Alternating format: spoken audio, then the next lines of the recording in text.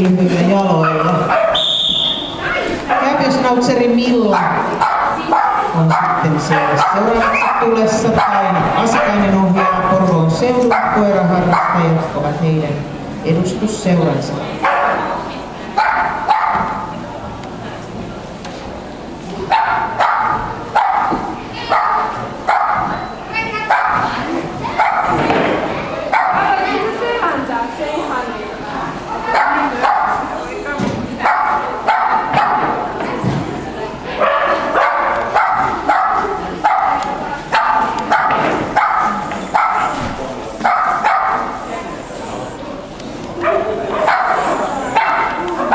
Jo ennakkotietona sitten Mini ja Medien ratojen palkinnot jaetaan, kun maksetaan rataan tutustumassa tai tutustuneet.